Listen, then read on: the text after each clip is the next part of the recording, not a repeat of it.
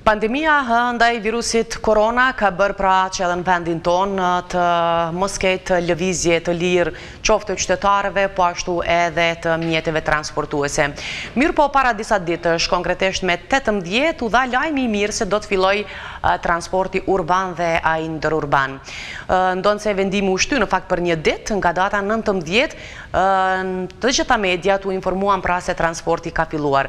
Mirë po, dëgjuam ankesat të shumta të qytetarëve nga tërë pjesët e Kosovës se transporti, posaçërisht transporti ndërurban, nuk po funksionon pra si duhet. Ka pritje të gjata, linjat janë të rralla dhe ka vende ku nuk është realizuar as ndonjë linjë. Në emisionin tonë, program të mëngjesit, para 4 ditësh u diskutua kjo çështje. Mirë, por çfarë ndryshime ka? A ka ndryshime pozitive apo funksionon transporti ndërurban? Do të bashkëbisedojmë me Ruzhdi Kurtishaj, i cili është drejtori i shoqatës së transportit rrugor. Zotri Kurtishaj, mirë mëngjesi, mirë se ardhët në emisionin tonë. Mirë mëngjesi, faleminderit për ftesën. Sigurisht më dëgjova me vëmendje, u tha pra se transporti ndërurban ka fillu. Mirë po, nuk duket se është një fillim i mbar, i suksesshëm. Ka ankesat shumta nga ana e qytetarëve, ka pritje të gjata, çfarë po ndodh? Po kjo është krejt si pasojë e situatës me COVID-19. Sigurisht që pasojat gjatë gjithë kohës kemi thënë që pasojat nga COVID-19 do të na përcjellin një kohë të gjatë, edhe në këtë rast, edhe me rastin e rifillimit të punës në sektorin e transportit rrugor, edhe gjatë punës në sektorin e transportit rrugor, por edhe pas rifillimit plot të punës në sektorin e transportit rrugor, është një situatë e paqartësuar ashtu tamam si duhet, për shkak se në të njëjtën kohë kemi një vendim për rifillim të punës me datën 18 në orët e vona të pasdites. Në të njëjtën kohë, deri ditën e hënës nuk gaboj, qendrat për regjistrim të automjeteve ka qenë të mbyllura dhe në të njëjtën kohë rendet e udhëtimit që janë një dokument apo një bazë ligjore nga ona e operatorëve të transportit rrugor të udhëtarëve nuk kanë qenë të tërhequr nga ona e ministrisë. Do të thotë, kanë qenë problematika të shumta, ne si shoqatë që me datën 11 mars me të marrë vendimin nga ona e qeverisë përkatësisht ministrit të infrastrukturës e kemi zbatuar atë vendim me njëherë për të ndalur punën, por kjo nuk do të thotë që tash mund të fillojmë me njëherë sepse pasojat janë të mëdha, do të thotë duhet pra përgatitemi me kohë për të rifilluar punën 100%. Edhe sot, kur ne po flasim, ka një përmirësim të transportit. Ne kemi parasysh që Ministria ka në qëllimin kryesor mbrojtjen e interesit publik, besoj që ky është interes edhe joni, sepse ne jemi qytetar të këtij vendi, kemi të njëjtën ajër, kemi gjitha të mirat edhe të këqijat të përbashkëta, sepse jemi qytetar të këtij vendi, por në të njëjtën kohë ne si operator ekonomik mundohemi të mbrojmë dhe si shoqatë, por si odë ekonomike e Kosovës, bazuar në ligj, mundohemi që të mbrojmë interesat e sektorit privat. Në këtë rast, andaj masat të cilat është dashur të ndërmirë nuk janë ndërmarrë qoftë për aspektin e pakos emergjente, qoftë për aspekte tjera para përgatitore për fillimin e punës në sektorin e transportit rrugor. Po pra, i përmendet rendet e udhëtimit, që është çështje shumë e rëndësishme do thotë, dhe ato s'keni pas mundësi ende që t'i keni. Ju para 2-3 ditësh patët një takim tjetër me përfaqësues të institucioneve të ndryshme, duke përfshirë qeverinë, Ministrinë e Transportit dhe shumë aktorë të tjerë. Çfarë doli, çfarë rezultoi nga takimi i mëtejm që ju e patët? Është për të vlerësuar dhe për admiruar ngritja apo avancimi i dialogut publiko-privat. Ne edhe në takimin e datës 20 maj para 2 dite kemi vazhduar të bashkëbisedojmë si sektor privat me Departamentin e Transportit rrugor dhe Departamentin e Inspektoratit në kuadër të Ministrisë së Infrastrukturës dhe Ambientit, dhe qysh me datë 5 maj akoma pa ardhur vendimi për rifillim të punës, unë i kam dërguar Ministrit të Infrastrukturës dhe Ambientit një shkresë për lëshimin e rendeve të udhëtimit dhe këto rende të udhëtimit të lëshohen pa pagesë për shkak të mungesës të hyra për të gjithë operatorët e transportit rrugor në Kosovë. Dhe unë kam pranuar një email, pas emailit të dytë, unë kam pranuar një shkresë nga zyra e Ministrit, ku ata kanë thënë që janë të punuar në këtë drejtim, dhe ne jemi të kënaqur që për fillimisht kjo zyre apo ky ministër ka marrë të paktën ka një vullnet për ta diskutuar dhe për të dalë ndihmë këtij sektori, sepse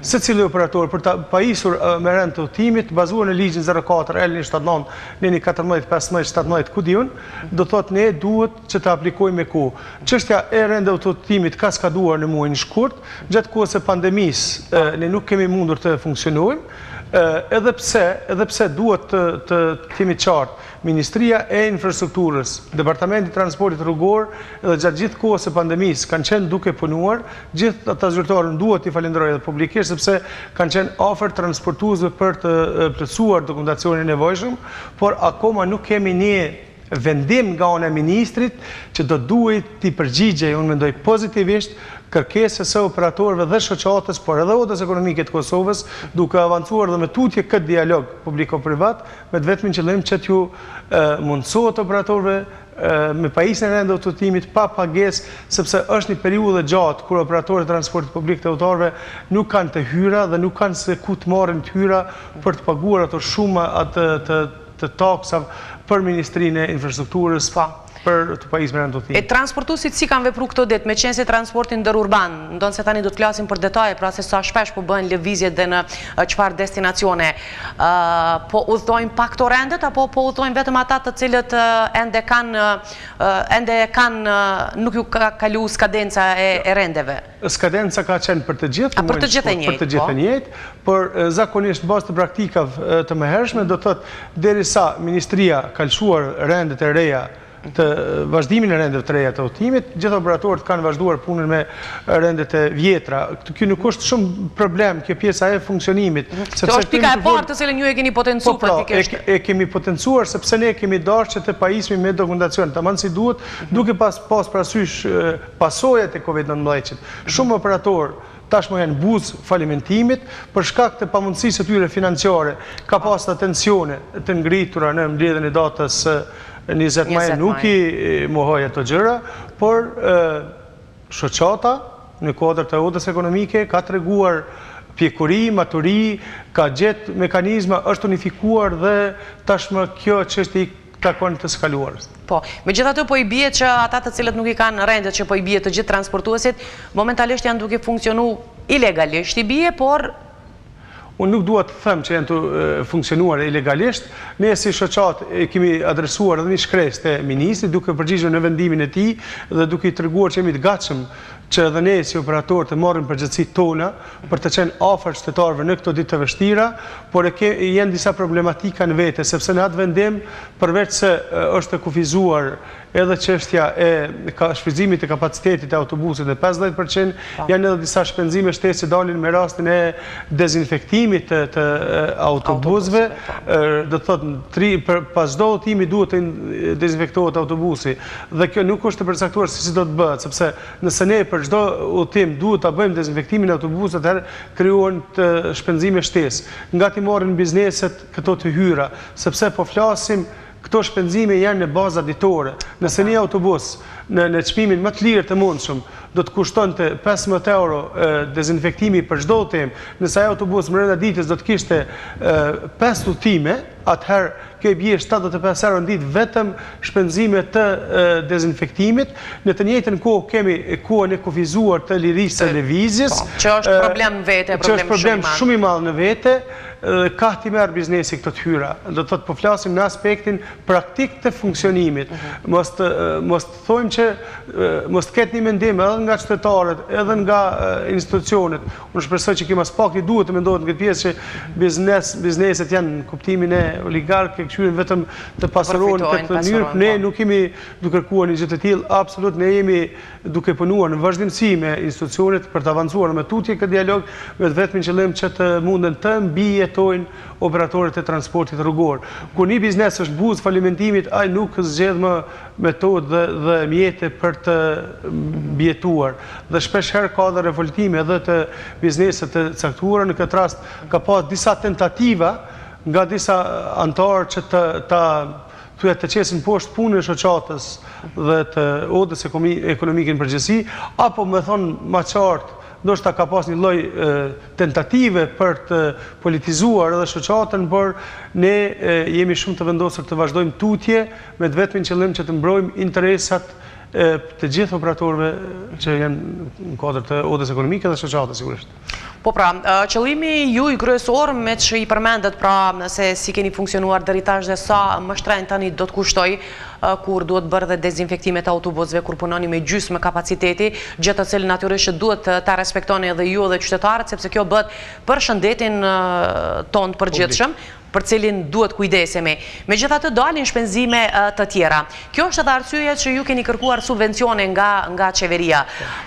Në takimin e datës 20 maj, do thot para 2 ditësh që e patët, çfarë a keni marrë ndonjë përgjigje? A ka disponim për të vazhduar subvencionimi ndaj jush? Që të lutem, janë 2 mbledhje që janë marrë data 20 maj, mbledhja datës 20 maj ka qenë mbledhje e jashtëzakonshme për shkak vendimit të qeverisë, përkatësisht Ministrisë së Infrastrukturës dhe Ambientit, i lëshuar në datën 18 maj në orët e pasdites.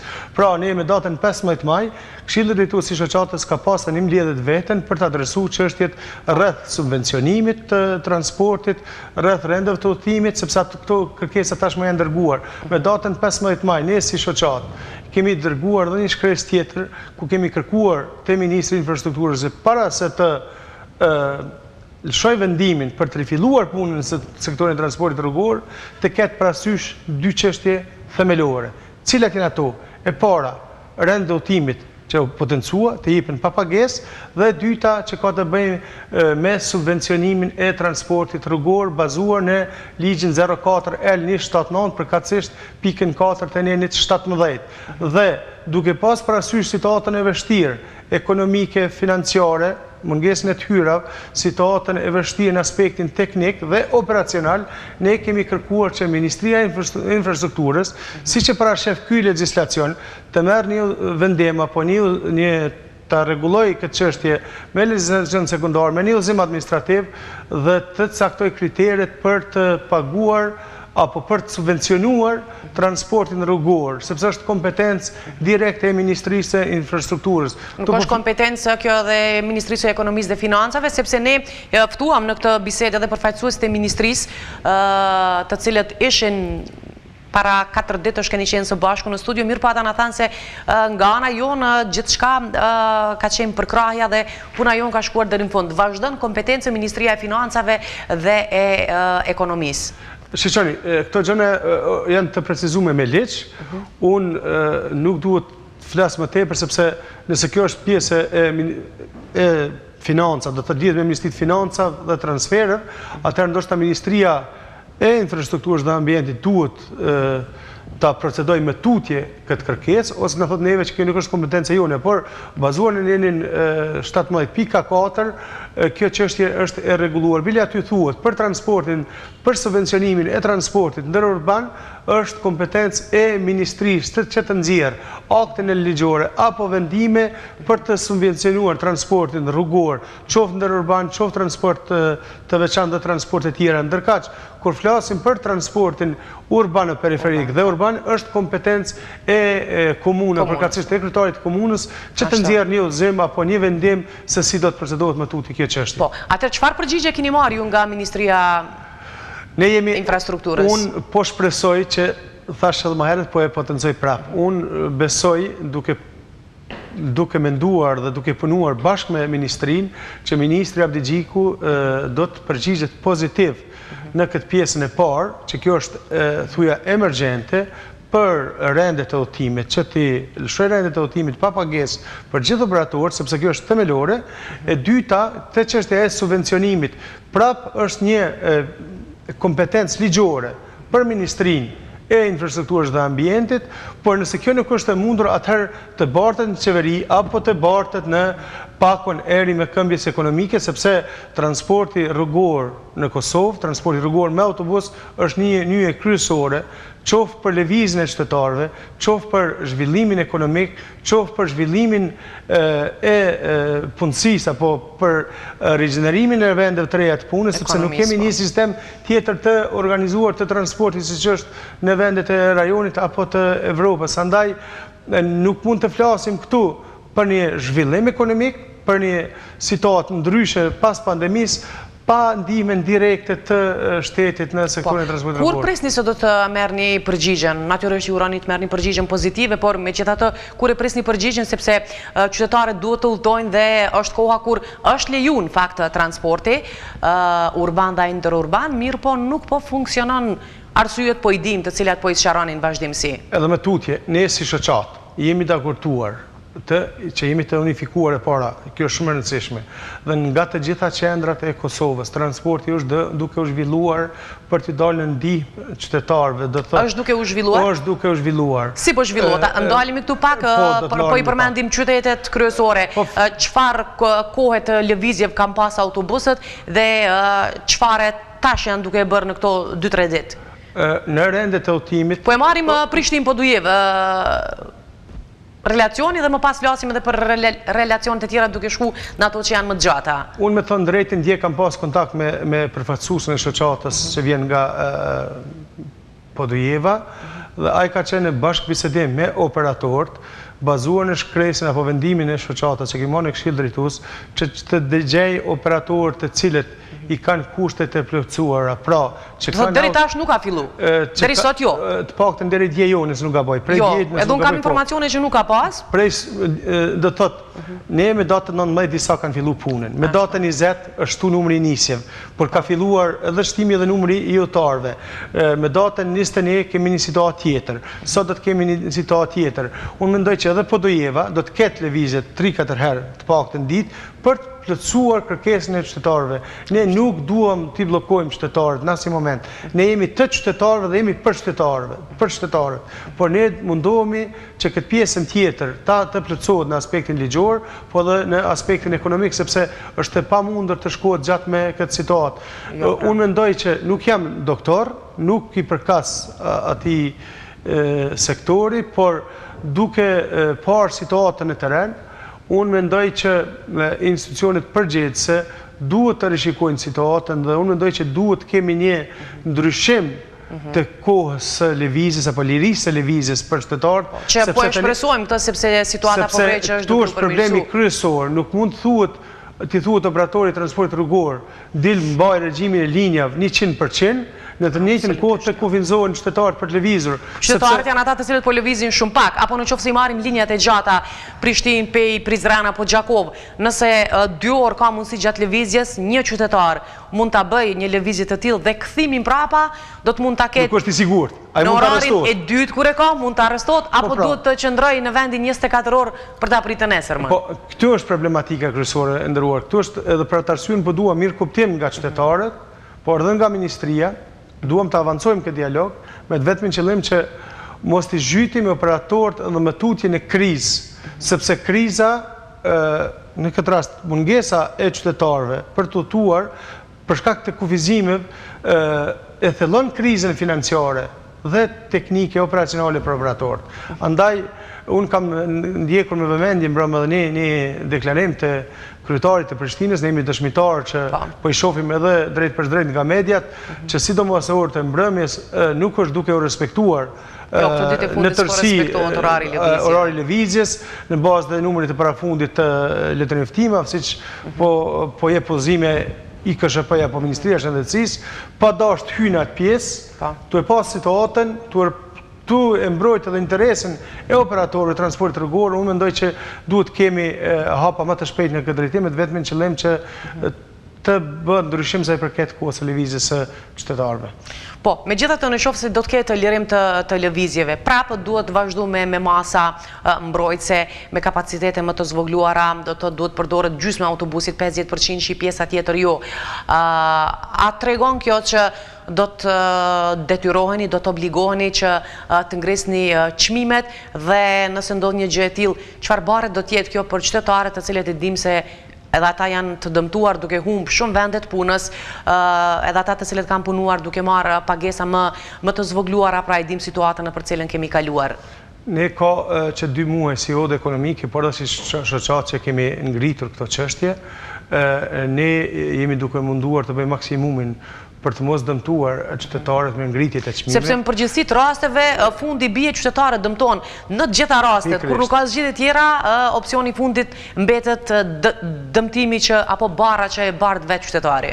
Pikërisht për këtë dua të flas, ne nuk kemi diskutuar për asnjë moment deri tash për rritjet e çmimit, nuk kemi si me diskutuar për rritjen e çmimit kur flasim për 1 milion, afërsisht për një shifër për 1 milion qytetarëve, të cilët presin pagat e tyre nga pakoja emergjente për të mbijetuar për familjarët e tyre.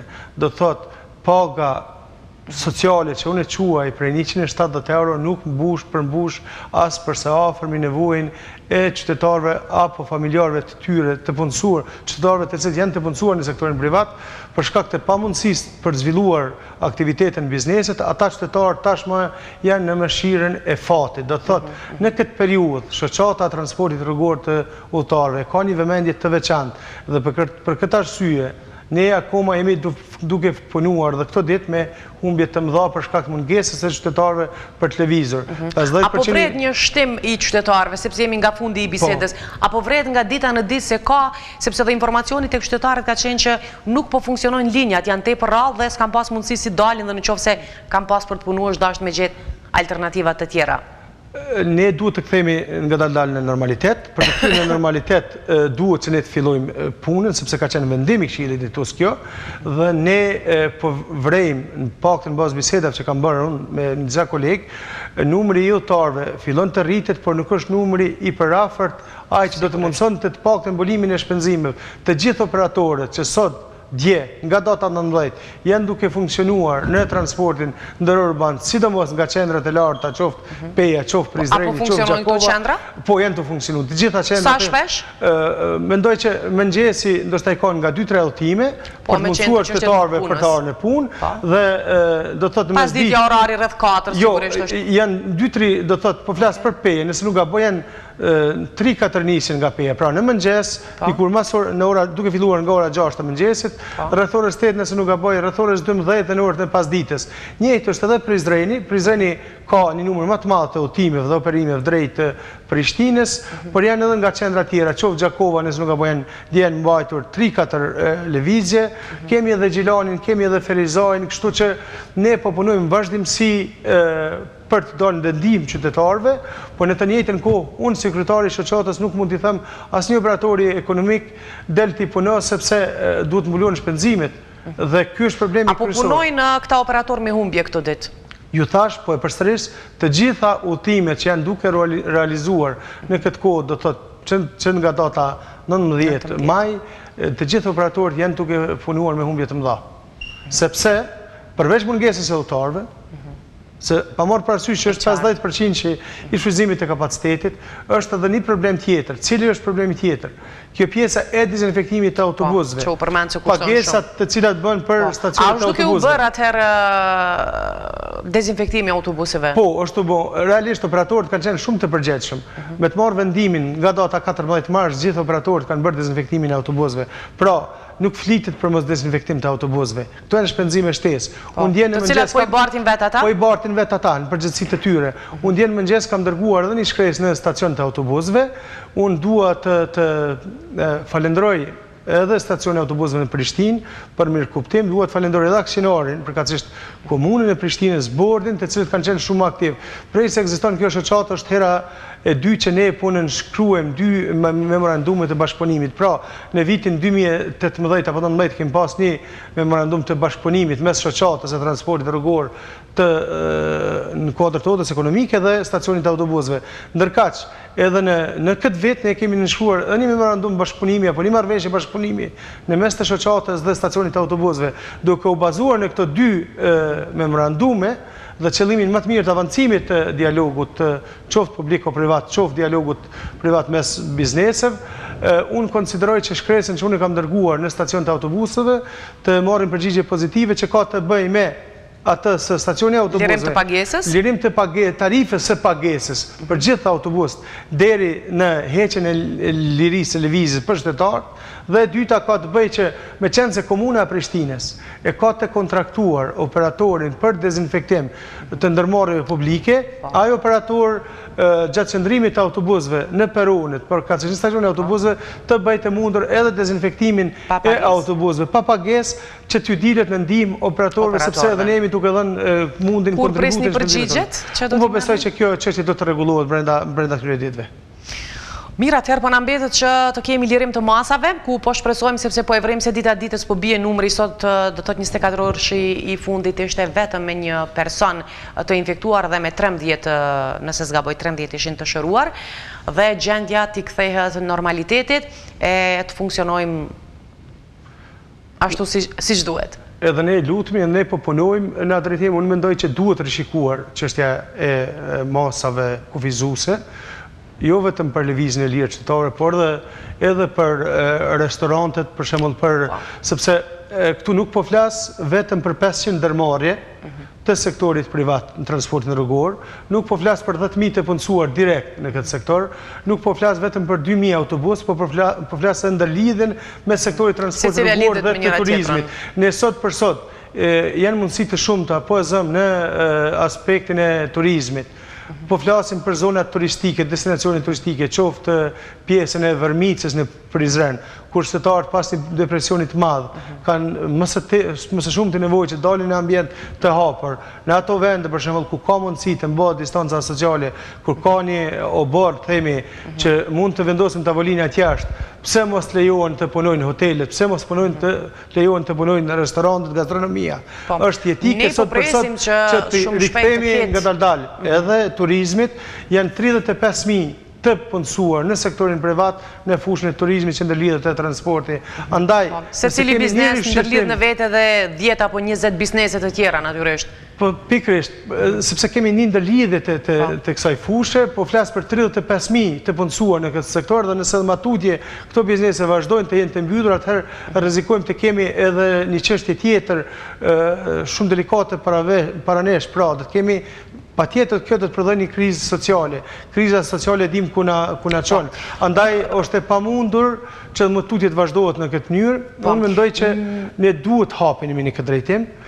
Deshëm apo s'deshëm do të jemi para një situate kur do të kemi 50.000 apo 100.000 qytetarë që do t'i humbin vendet e tyre të punës. Po, fatkeqësisht.